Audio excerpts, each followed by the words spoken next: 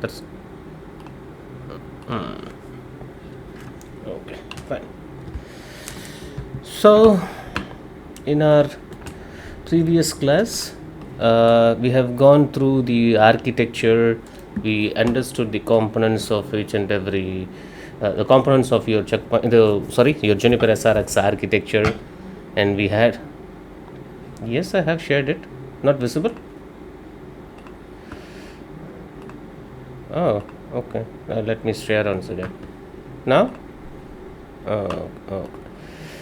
So we started with the architecture, the SRX architecture. We have seen a couple of components of your architecture: interfaces, zones, policies, routing instances, logical systems. This is what we have seen in our yesterday's session, and we have seen the differences of the different types of interfaces, the physical interface, logical interfaces. That's how we have seen it, right? Now, before we proceed further, we will set up the lab first, because that would be helping us in carrying out the exercises. What I mean to say that if you are discussing about some specific concepts, obviously we need to ensure that this is how the Juniper SRX is going to be processing the traffic.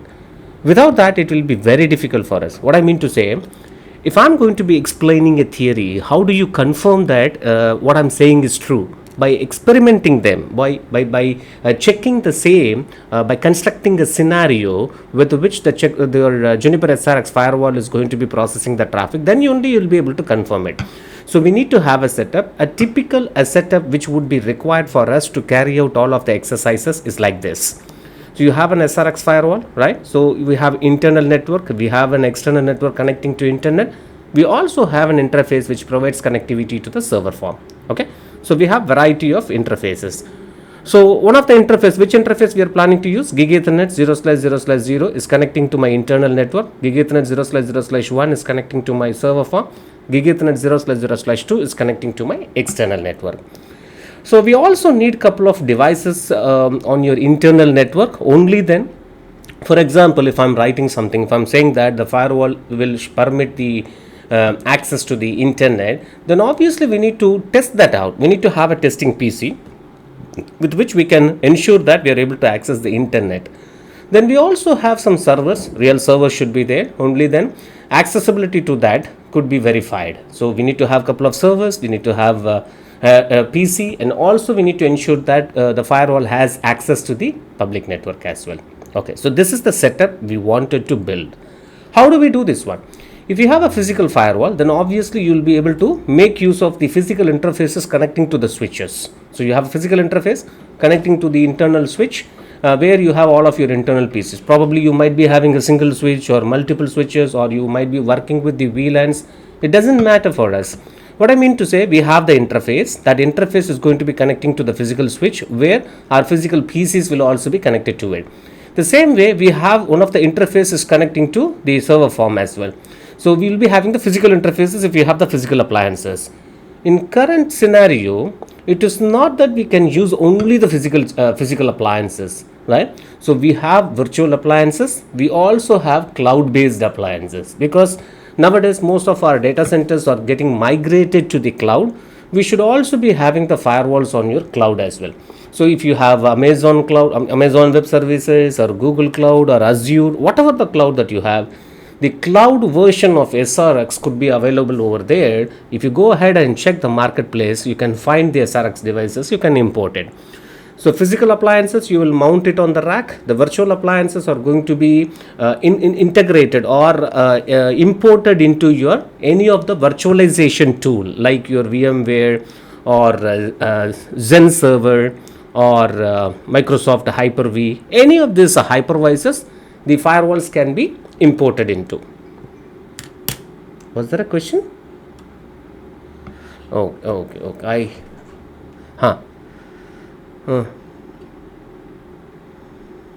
You have it.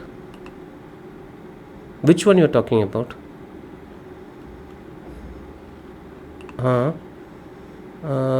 Kept it somewhere. Where is that link? Yes. Where is that link I have shared to you?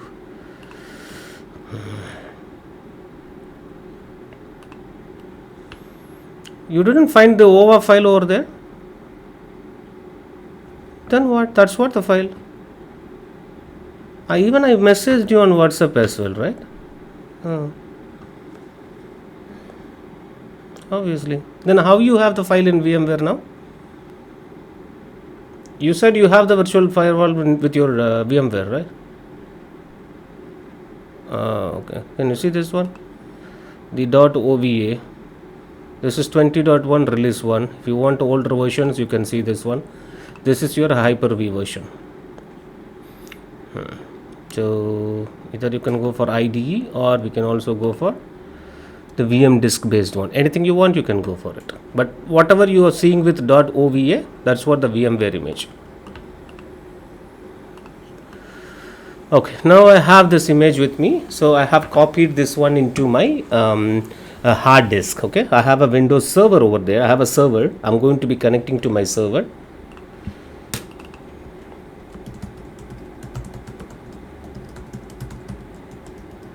I can do that one on my local machine, but that will be slow. I have a server. I can connect to the server so that the functionalities, the process will be faster. Right, so I have this Windows machine, and where I have around 72 GB of RAM. Xeon processors are there, so I can make use of it. Why should I use it in my local PC? Okay, fine. So what I do is I'm just getting into, where is that, my hard disk. I have connected them. See, this PC, and this is the disk. I can go for OA file. Here it is. The file is there. So I have 20.4 R1. I also have 20.1 R1. So whichever the version that you want, you can go for it. Now I'm just going for the IDE version of it. Assume that this is the document file, right? Okay. So if you have a document and if you double click, what will happen? It gets automatically opened with the word processor, whatever you have, correct? You have a document, you have a text file. If you double click, what will happen? It will be opened with your default application for TXT file, which is a notepad. Same way, if I double click this one, right? Okay, I'm just going to be double click this one. Automatically, it gets opened with your VMware. I'm using a workstation because it is Windows. And see that the product is getting imported. So I just need to accept it. Say next. Whatever the name that you want, you can say. That's the name I'm giving it. If you want to store the file in a specific folder, you can do that. Just importing it.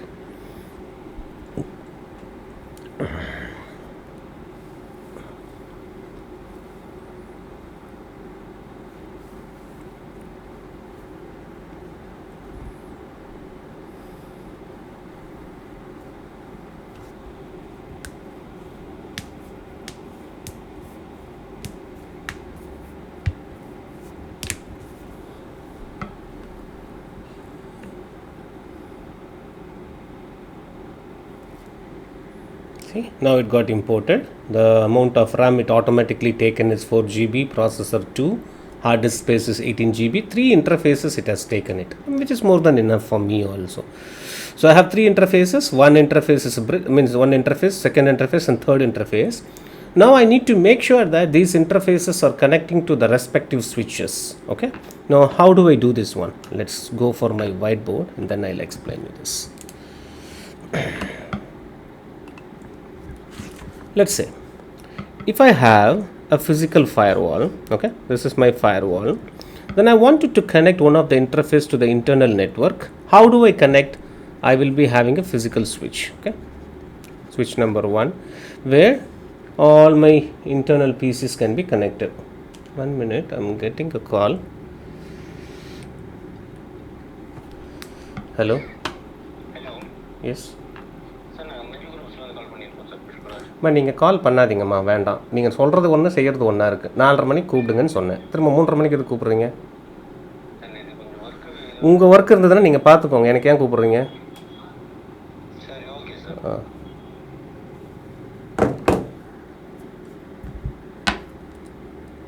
Okay. See, I have a firewall. I also have the internal switch. So I have a physical switch. The physical interface is going to be connected to the physical switch. In turn, the physical switch will be connecting to the internal PCs. Okay. Same way, I'll be having an interface connecting to another switch where I'll be connecting my physical servers. So one of the interface will be connecting to my, if I have a DSL router or any of the router, this router is going to be connecting with the physical interface. This is how I'll be using it. I don't have a choice, correct? Now, the firewall is virtual. How do I provide connectivity as like a physical network? How do I provide? I don't have a physical switch, right? Because the PCs, whatever I'm going to be using is the VMs, virtual machines. The servers, whatever I'm going to be using are virtual machines. Whereas the external interface alone will be connecting to my external network, physical network. In turn, I'll have internet access as well. How do I do it? Now, even though the interface is named as Gig Ethernet 0/0/0, but this is not the physical interface. This is called a VNIC. Okay? It's not a NIC, it's a virtual NIC. Hello, am I audible? So this is not the physical interface, so I'm using a virtual interface. So it is called as what? Virtual NIC. Same way, this is also a virtual NIC. This is also a virtual NIC. Now the point is, if I have the physical interface, I can connect to the physical switch. If I have a virtual interface, how do I connect with the physical switch? Couldn't be possible. So what I'm trying to do is, I have a virtual machine. That virtual machine is also having a virtual NIC. My servers are also virtual machines. Those are also equipped with the virtual NIC. My firewall is also virtual. Those are equipped with virtual NIC. So obviously, hello, yeah, what happened?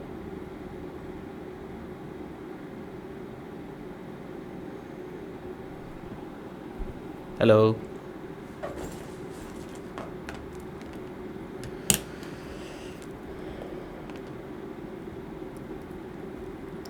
You're audible. I don't know what to do because for the rest of the team, the sessions are going fine.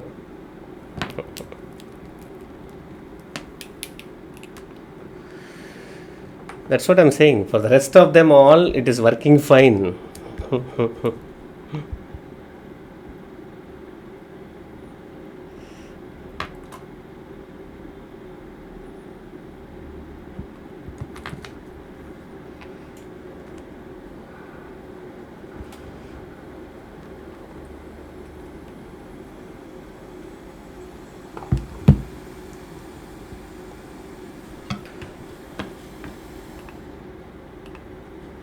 Hello.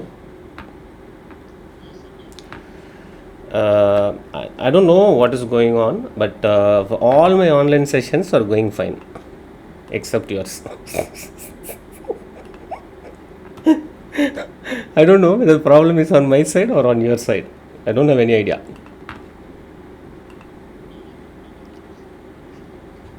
One by one only I can do. Now I transferred the call to my mobile. I'm connecting from my laptop as well. Earlier I was connected only to my laptop. Now I'm connecting from my mobile as well as connecting from my laptop also.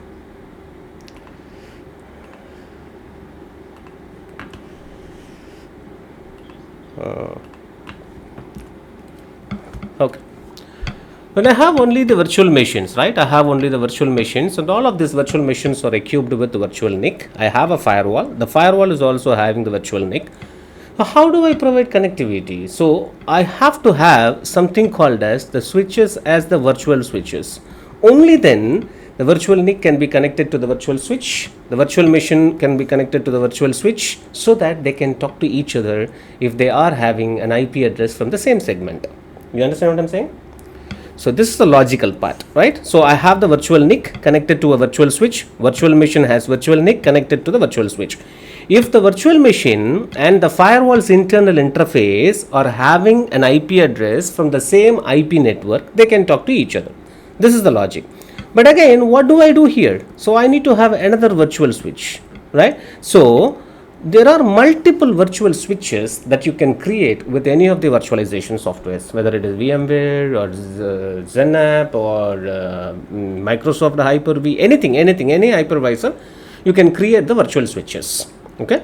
The terms may be different. Those virtual switches are going to be uniquely identified by numbers like V switch 1, V switch 2, V switch 3, like that you will be having the numbers. In case of a VMware workstation, they will have VMnet 1, 2, 3, they will be having it. So consider VMnet as the virtual switch. So now the numbers will identify to which of the switch we got connected to. I have 3 interfaces on the firewall. I am planning to connect the first interface to VMnet 2, the second interface connecting to VMnet 3, and this one alone, I'll come to that part later. I'll explain you because there are certain things I have to explain it. Now I have the virtual machines, so I have 3 adapters. The first adapter I'm going to be connecting to VMnet 2. It's up to you, VMnet 1 or VMnet 2, whatever you want. Now I'm choosing that interface, going for the custom and then choosing VMnet 2. That's it. Now I have connected my internal interface to VMnet 2. The first interface is connected to VMnet 2. Same way I have to connect to the second interface connecting to VMnet 3 according to my topology. See what I have done, I just took the setup. The first interface is connecting to VMnet 2, the second interface, which is GigaEthernet 0/0/1, connecting to VMnet 3. Forget about this interface, I'll come to that later. That's what I told you. Okay, now so first adapter is connected to VMnet 2, the second adapter is connected to VMnet 3. The last adapter we yet to discuss about it. Okay, now my point here is, so I have my virtual machines ready, my firewall ready. I'm just turning it on just to check whether the virtual machine what I have imported was properly downloaded from the portal or not. The one what I have shared you the link, that is a cracked link. Okay, you can download and you can use it. There is no signature of mine, whether and it also has 60 days of trial license.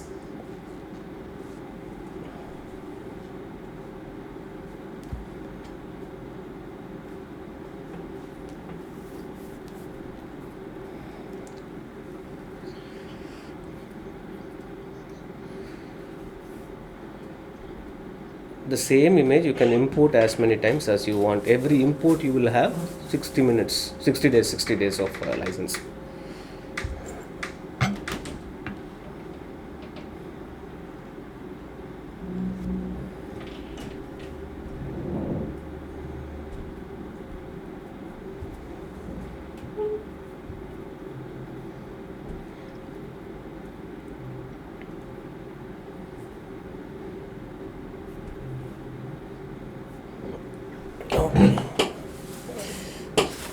Somebody bought tea for me. I am just having it.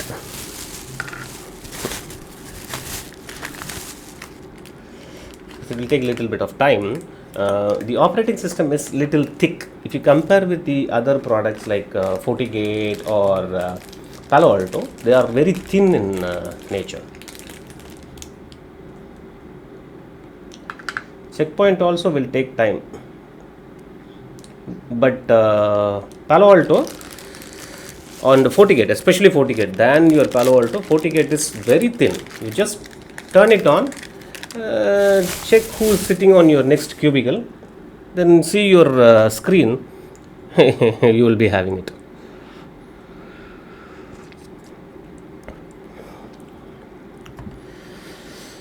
And moreover, this is the first time we are setting it up. That's the reason it will take little bit of time, extra time, because everything needs to be initialized. After that, I turn it off and turn it on. It will be faster than the first time.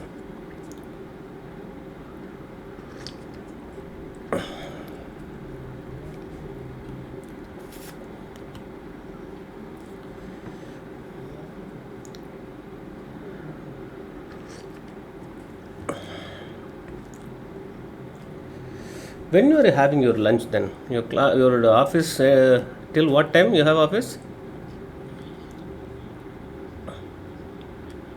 Oh, okay. Oh, okay. But exactly sharp 2 o'clock you can finish your shift. Huh? That will never happen, no?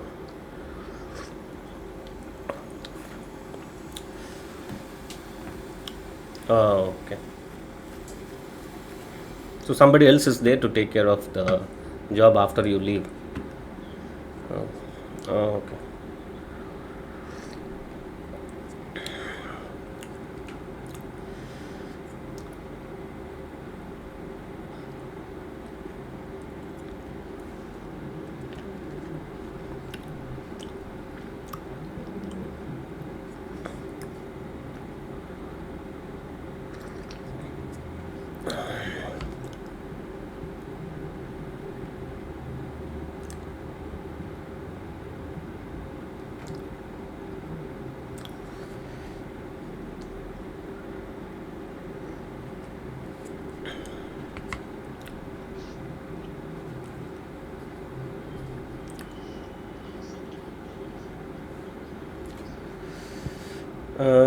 If I simply share na, you wouldn't be able to. If you start reading it, it will be confusing you. Please wait for a while. Okay. When we cover at least some 25-30% of the content, then if I share the document, you read it. Only then it will make sense. Now, if you read, you may not be able to understand many things. Don't get into the confusion.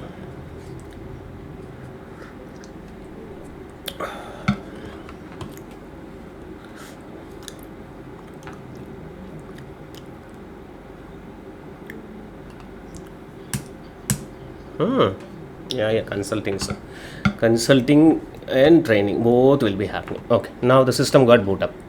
Okay, we will see how to log in and all. We will see that one. But anyway, the system is ready now. Okay. Now I need the internal PC. Can you see this one? So I need to have these machines. It can be Windows, it can be Linux, whatever the one you want, you can work with that. So according to my setup, I have couple of machines. Can you see them? PC2, PC3, many machines are there. I'm choosing one of the PC, and then I'm going to be connecting that one with the same virtual interface. Can you see? Remember that one, VMnet 2. It's up to you. RAM, that you can download directly from Microsoft. You will have 120 days of free trial version. That will comes with OVA file. The same way how you are importing, the same way you can import Windows machine also. Okay, so now I have connected the interface to the VMnet 2, then turning it on.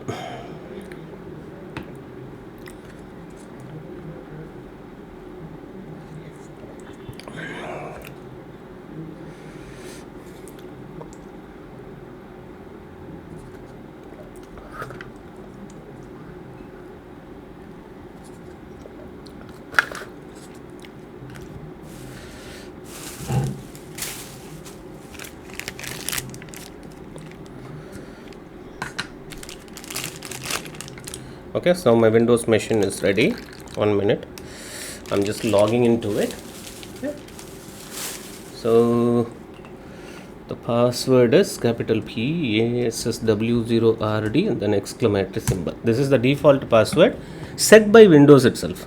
Microsoft, they are giving you a free version of Windows for 90 days or 120 days. They will be giving you. If you wanted to install, you can install it.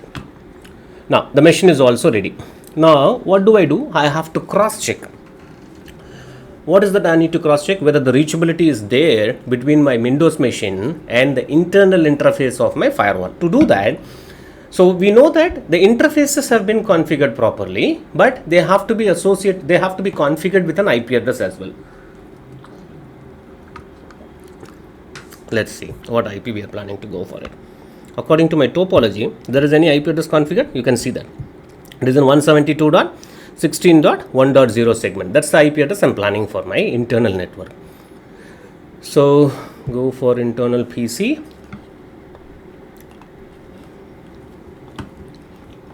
Then where is my adapter?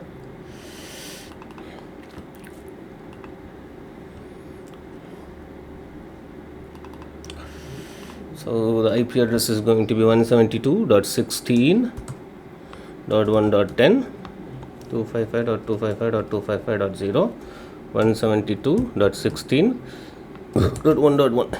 That the IP address. So firewall's internal interface, I'm configuring as the default gateway for my internal PC. Okay, say okay, that's it, done. Okay, now I have to configure my firewall's internal interface. Okay, now the first thing what we have to do is we have to log into the Juniper SRX device. All you have to do out of the box, there is no configurations inside, just type root, you will be logged in when there is no configuration. Now I'm just typing CLI to get into the command line interface. So as if any user who is logging in as a root user, by default he will be getting into the Unix shell, because the Juniper operating system is based out of FreeBSD, the FreeBSD Unix. It uses the same shell, and top of that the Juniper command line interface is been installed as a package. So to get into the command line interface, you're typing CLI. Right, so since it is a Unix flavor, everything is going to be identical to the Unix itself. I'm just saying what edit, or I can also say configure and then press enter. You get into the configuration mode. Now I have to configure the IP address for the interfaces. First of all, let me see what are all the interfaces are there. Again, I'm going back, then saying that show interfaces does. That's a keyword which is equivalent to show IP interface brief. Checking it out, what are all the interfaces are available. I'm seeing that gig ethernet 0/0/0 and gig ethernet 0/0/1. Okay, so there is also something called as FXP0. Okay, I'm not seeing that gig ethernet 0/0/2. Am I seeing it? According to my topology, you see that gig ethernet 0/0/0 is there, gig ethernet 0/0/1 is there, and gig ethernet 0/0/2 is there. But right, so even though the virtual machine has 3 interfaces, when I edit this one, you can see that there are 3 interfaces. So I was under the assumption that this is gig ethernet 0/0/0 and this is gig ethernet 0/0/1 and this is gig ethernet 0/0/2. That's what the assumption we had. So that's how I explained you. Okay, but unfortunately this interface is reserved for out of band management interface. So that interface in Juniper SRX is called as FXP0. Can you see that FXP0? Where is that? Can you see that FXP0? That is a management interface. We are not going to be using any interface only for management. So let me go ahead and change the setup little bit different. So my FXP0, let it be connected anywhere. Let me put it in 7. Whereas my gig ethernet 0/0, I want it to keep it in 2. And gig ethernet 0/0/1, I wanted to keep it in 3. So you might be wondering, then what will happen gig ethernet 0/0/2? I can add those interfaces. I'll show that later, don't worry. So FXP0 we are not going to be configuring. Instead I'm going to be configuring edit interfaces gig ethernet 0/0/0, right? Edit unit 0. This is the logical unit. So the one, you remember, the physical parameters will go into the physical interface and the logical parameters will go into the logical interface. You remember we were talking about this one yesterday. So gig ethernet 0/0/0 is the physical interface within which I'm creating an interface, a logical interface called as unit 0.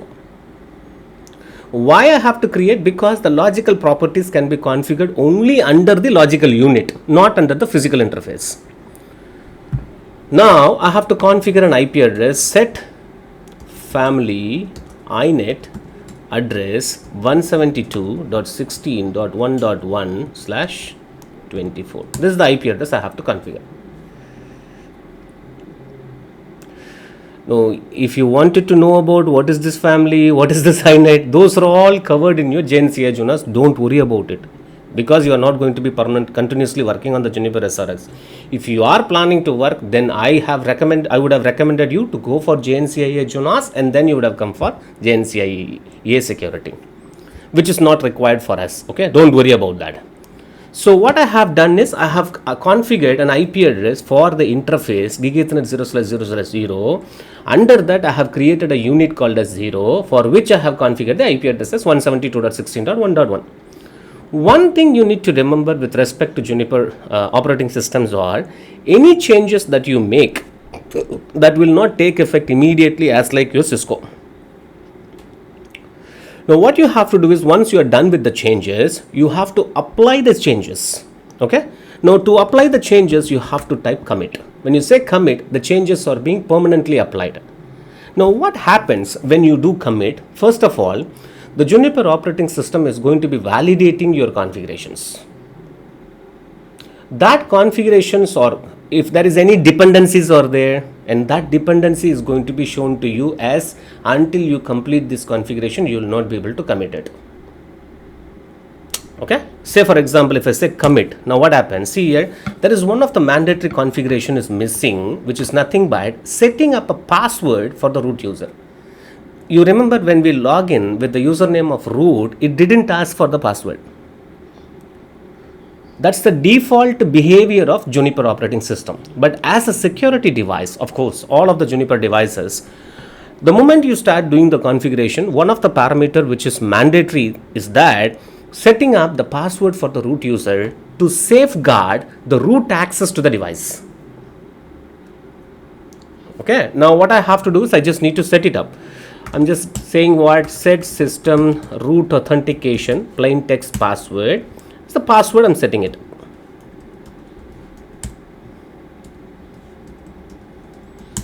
Then I can give commit, but instead of giving the commit, it is always recommended to give commit check. It is a kind of a verification. If I execute commit, what would happen? So it's not committing anything. If you apply commit, what will the system reply back? Will it say success or will it say error? Now if I say commit check, if there are no dependencies, you can see that configuration check succeeds. That means if you execute commit, the changes can be taken. Now after I do this commit, okay, let us wait for okay, now this is done. Now I can go for this Windows machine. Where is that my Windows machine? I go there, then go to the command prompt, ping 172.16.1.1. I'm not able to ping. What happened? If the interface is correct and they are connected properly, then we should be in a position to ping, right? Okay. No, if traffic is not passing through, no, we are hitting the same interface. Even in checkpoint also, you have to accept the ICMP traffic, correct? By default, no ICMP traffic is allowed on the interface also. Okay. Now here, if I come this side, let me try to ping from here. Run ping 172.16.1.10. Check it out. Nothing is going on. Now basically, what we have to do is, there is something called a host inbound traffic that needs to be configured. Okay, and there is also one more configuration, we missed it. What is that? To enable an interface, it has to be associated to a zone, you remember? Okay, now let me check it out. What is there? Show zone, show security zone. There is any zones? Yes, there are some zones. There is a zone called as trust, but there is no interfaces mapped to it. Can you see that? Now what I have to do is set interface Gig Ethernet. Trust alone will be there, untrust will not be there. Depends on the model. Yeah, I know what you are saying is, even in some of the models, trust also won't be there. Just because you are seeing here trust and untrust, don't conclude anything. In low end models, you will have trust and untrust. In certain models, you will not be having anything. It depends on the versions, okay? That is also there. In older versions, you will not be having anything. There are some changes, but see, there are two different types of zones. When we come to the zone, I'll tell you functional zones, security zones. Within the security zone, system defined zone, custom zones. When we come to the zones, I'll tell you that one. Don't worry about it. Okay, now unit 0. This is what we were doing it, right? Okay, so what I have to do is, I wanted to map the interface Gig Ethernet 0/0/0 unit 0 to the zone called as trust. I wanted to map this one because that interface is connecting to my local network. Anything comes from that interface or sending out via that interface needs to be trusted. The interface is connecting to a trusted network. That's why I'm giving that as set security zone trust interface Gig Ethernet 0/0 unit Okay, enough. So I'm giving it as what? Set security zones, security zone trust, interface gig ethernet 0/0/0. Now check it out. So I can have a command called as show compare. The compare is going to be helping me to see what are all the changes I have done. Now only one change happened now. Under the security zone trust, we have associated the interface gig ethernet 0/0/0.0. That's what we have done. Now again, I'm committing this. Then check it out, show security zone trust. Check it out. Now you can see the interface is associated to gig ethernet 0/0/0. It's associated to a zone called as trust. Now let's try to check it out. Still I'm able to ping or not. Hey, my mouse is not moving. Still there is no reply, correct? Okay, even if I try to ping from here, you see that there is no replies. And that is because we have to allow the ICMP traffic to be accepted on those interfaces or on those zones. Now what I'm trying to do is set security zone trust host inbound traffic. That's the command with which we'll be able to identify system services. Do I have ICMP here? Do I have it? Ping is there. Yes, I can allow all, just for the testing purpose only. Once I do this one, I'm going to my PC2 interface. Check it out. I'm getting the reply. So we know that some basic configurations alone is not required for the interface to be responding. So there is a concept called as host inbound traffic. Any traffic which has to be accepted and processed by the firewall needs to be explicitly defined. Only then they will be accepted. You're getting my point, right? Okay. Now the same way we need to have, what is that called? An interface connecting to my server form. That's the setup. So we are done with this setup, correct? The interface, internal PC is connecting to internal interface of my firewall. Now I need to have this interface to be configured. Now you know how to configure that interface, right? So I will show you that also. I'll go there. Then I have to create a zone, set security zone. Now I'm going to be giving it as what? Server. That's the name of the zone. That's the name of the zone. I'm creating it. Okay. By default, you have seen only two zones inside my SRX. One is trust and untrust. Okay. Now, if you want any other zones to be created, you can create them. Now, once you are done with that, then I have to associate the interface to it. Set security zone. Security. Yes. Depending on the model.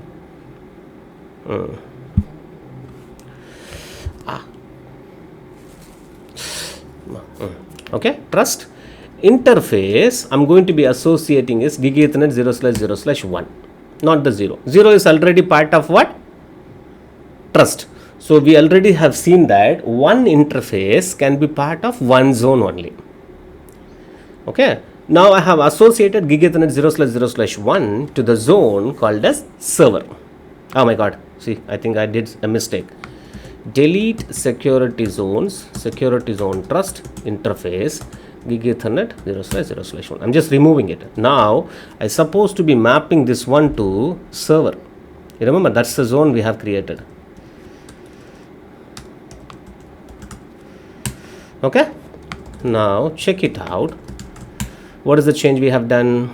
So we have a zone called as server that we have created, and then interfaces gig ethernet 0/0/1.0 is associated to a zone called as server. Now what is next? Now I have to configure an IP address for that. How do I do this? Set interface gig ethernet 0/0/1 unit 0 family inet address according to my topology. What is the IP schema? You have to create it. Yes. So 172.16.2.1 172.16.2.1/24. One part is over. So we have created a zone, we have mapped the interfaces, we have configured the IP address. The next thing is we have to allow the ICMP traffic on it. Okay. set security zone server, host inbound traffic, system services, ping alone I'm allowing, sorry, oops, I think I got some issues. Okay, I don't know why. Lot of ice. System service.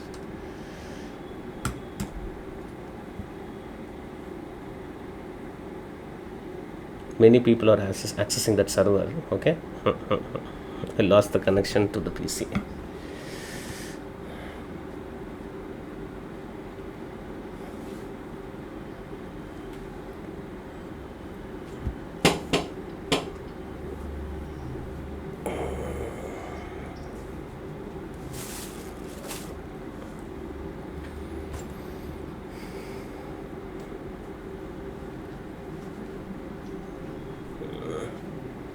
Okay.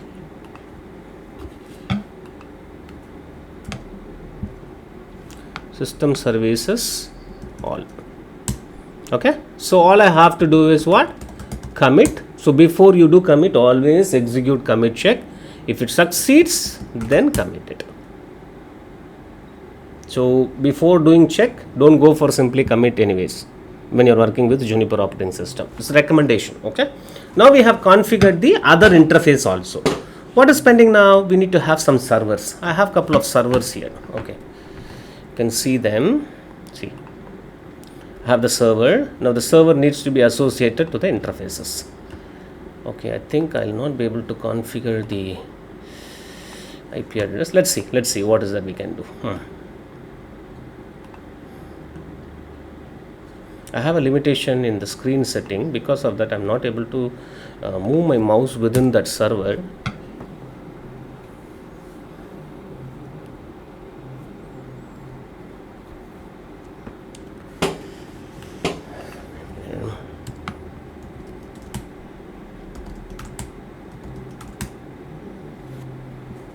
I think now I'm able to, hopefully I should be in a position to do that.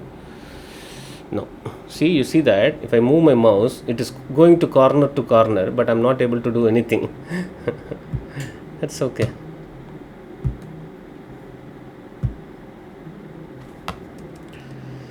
Okay, I'll do one thing. Let the IP address, whatever is there, according to that, I will change my firewall's internal interface. Okay, the interface has 10.1.20.10. Can you see that? So what would be the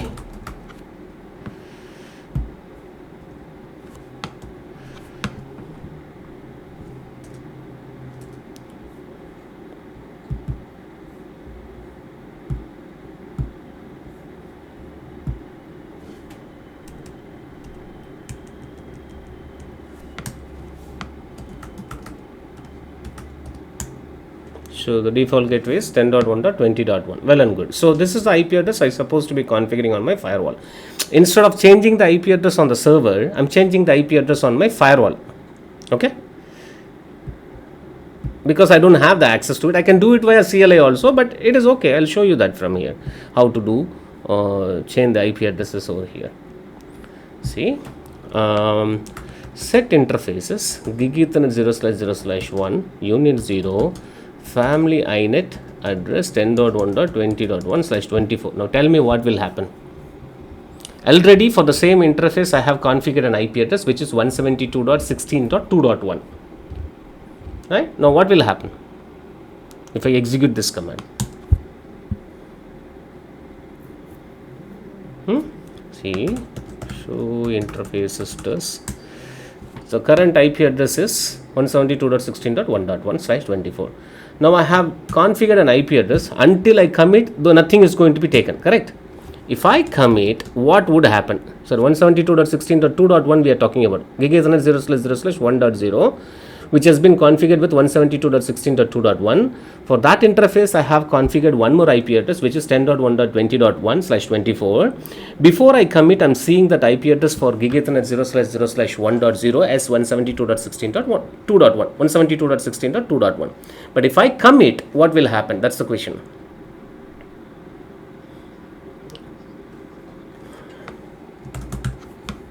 check it out. Oops. Commit succeeds.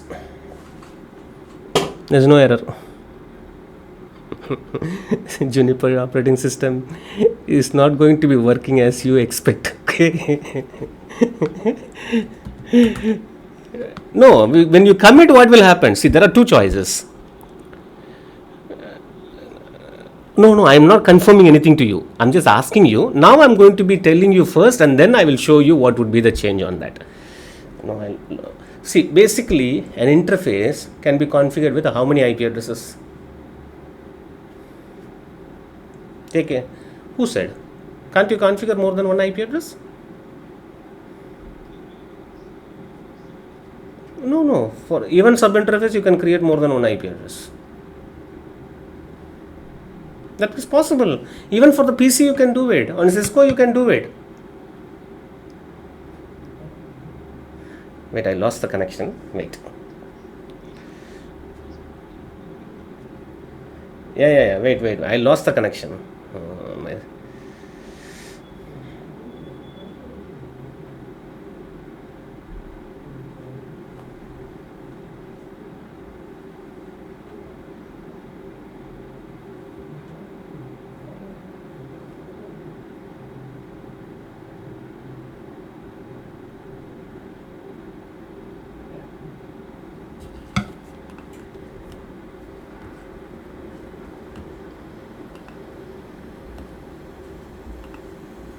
You're nearby to road, lot of vehicles are coming up.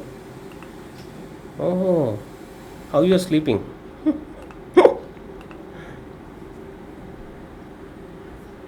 Okay, now you're able to see, right? Okay, now I'm going to be committing. That's not a disturbance, it's okay, because my recording is going on a different mic, so you no need to worry about it. No, it's okay, fine. Now if I commit, now what will happen? Most of the people would expect that the previous IP address will be removed and the new IP address will be added.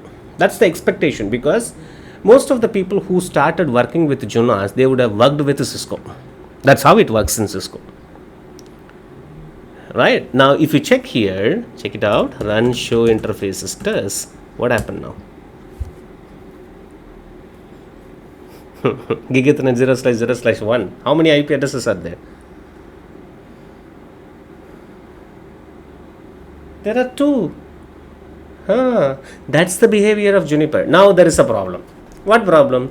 I have two IP addresses. In case of Cisco, you want to have more than one IP address, then the other IP addresses needs to be configured as secondary. Okay. Here you have to say which one is primary. Set interface gig ethernet 1/unit0 family inet address 10.1.20.1/24 as primary. Okay, now if I do commit, now that will be my primary IP address for any communication happens through gig ethernet 0/0/1. Now I'm trying to ping 10.1.20.10. Yeah, can you see the reply? That's how we are configuring it. Now what I'm meant to say, this part is over. Which one? You see that the internal PC to firewalls gig ethernet 0/0/0 connectivity has been established. Same way from server to gig ethernet 0/0/1 connectivity got established, correct? Now we have one important setup. What is that? The firewall should have internet access. How do I do it? See, we know that according to our setups. Okay, I'm just clearing this one, okay? So that you will have a better understanding on that. Now let's assume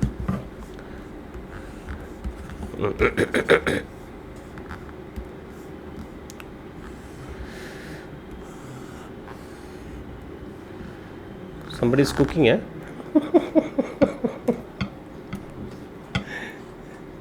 Okay.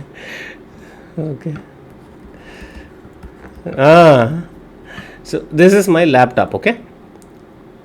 In my laptop, I have wired and wireless interfaces. My wired interface is connecting to, or wireless interface is connecting to my physical network. Or if you have wireless, it is connecting to my AP. So this is how this PC has internet access going to my AP, and then it goes to my DSL router and goes to the internet. This is how I'm accessing. Within this, I have a virtual machine, which is a firewall. Okay. Now, firewall had three interfaces. One interface I connected to vSwitch 1, VMNet 1, whatever it is. I think I have connected to VMNet 2, correct? And one interface I have connected to VMNet 3. Now I need one more interface. Do I have to go and buy? Not required, because these are all virtual NICs. All I have to do is I can create them. But only thing is, you can create the interface, but it will not be taking effect unless you reboot it, because you know the post process on the hardware, right? Post process, when you turn it on, all the components are going to be verified and they are going to be accounted. I have this RAM, I have this interface. So while the post is going on, only then the system can recognize all of them, and that information is going to be used by your operating system. Now if I create an interface, because it is a virtual machine, I can create the interface. I don't need to go and buy those interfaces. My point is, here I'm going there to the settings. I can create another interface, add the interface. Let it connect anywhere I want. Now I'll explain you what is it later. I have added this interface. Can you see that? I have added one more interface.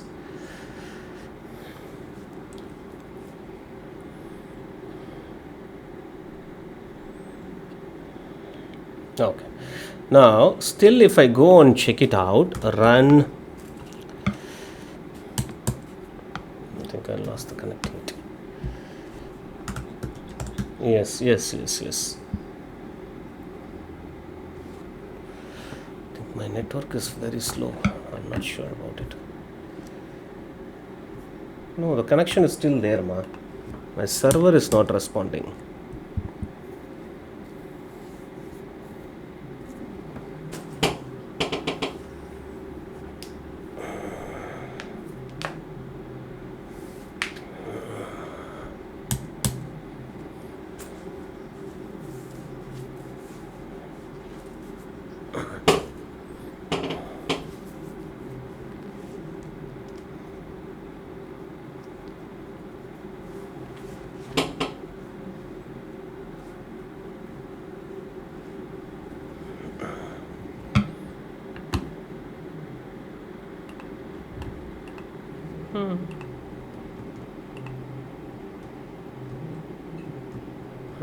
Here it is responding, only here it's not responding.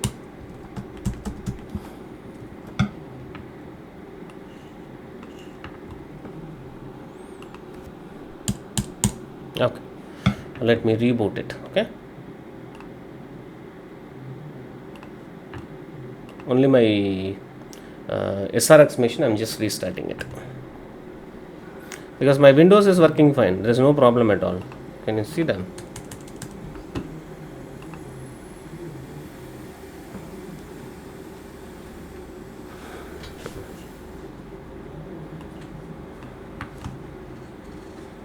It will be faster than the first time. Okay, no need to worry about it.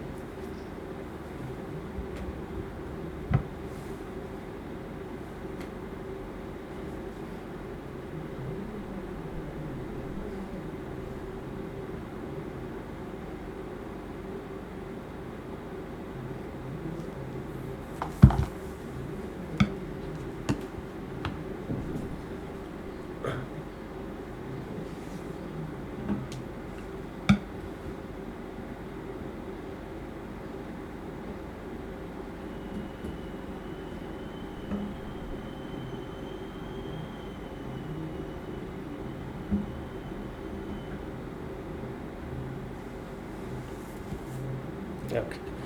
Now I'm logging in with the username and password. Okay, CLI. Now what is it I was trying to do? Okay, now let me go and check it out. Show interfaces test. You'll be able to see. Wait for a while because those interfaces take little bit of time to be initialized. I added one more interface.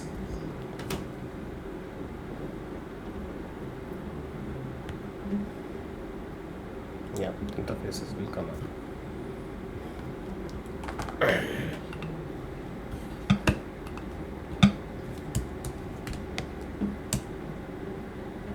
Only EM0 had come up.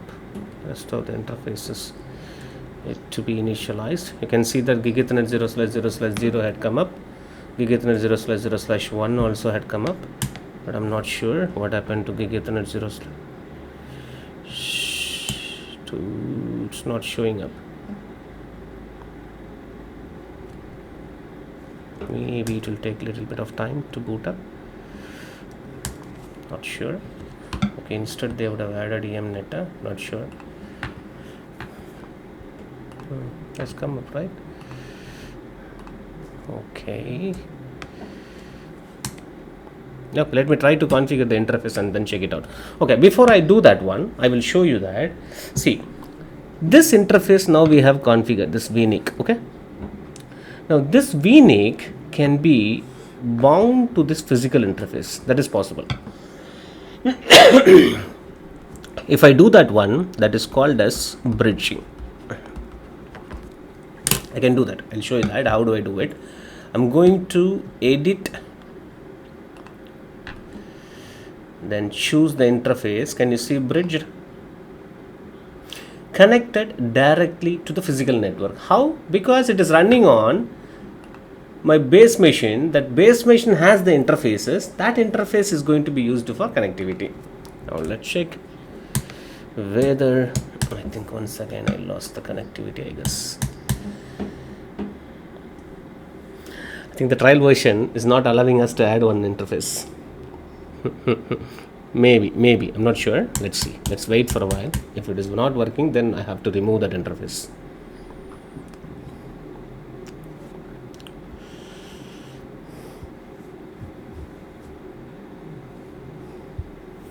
Because after adding that interface only, I'm not able to, means that hanging was happened, right? I was not able to respond properly. The box was not responding.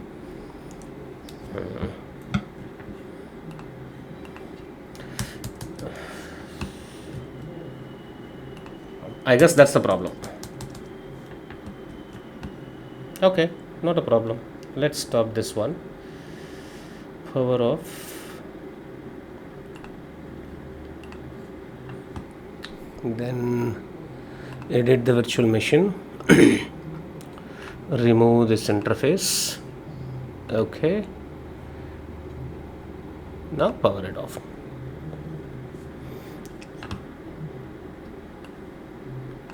I can do the workaround, don't worry. But if I start doing it, that will take time.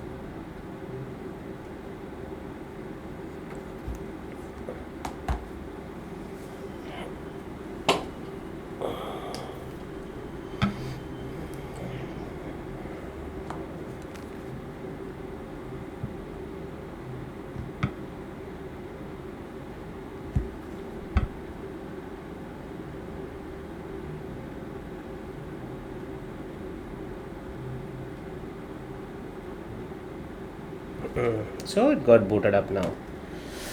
Let me see. Login. I don't think the problem is with that.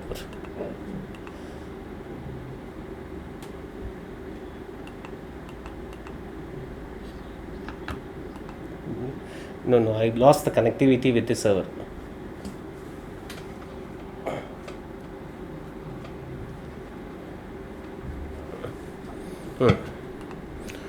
Got connected 1 second now. So root, you're able to see the screen, right? Now I logged in. So show interfaces does. You may need to wait for a while. Now those interfaces had come up.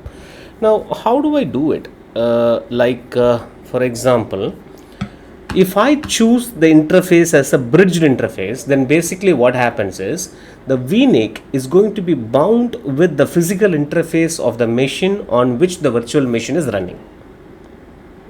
Right. Now what will happen? The interface of the physical hardware will have an IP address. In my case, let's assume this is going to be 192.168.1.5. Let's assume like that.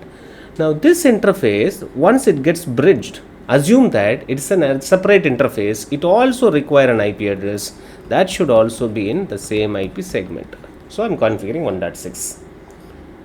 Then the switch will assume that there are two PCs connected over here on this cable, and both will be having a unique MAC address. Yes, of course.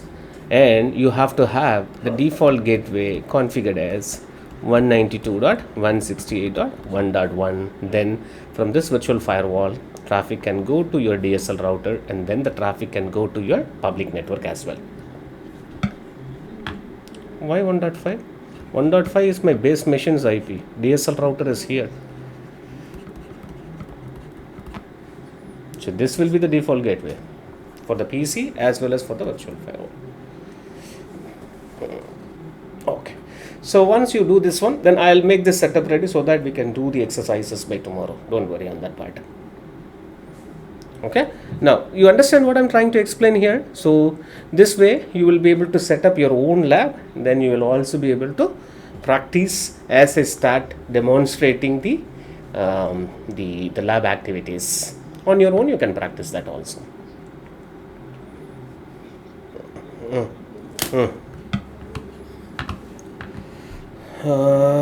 Okay, I will stop.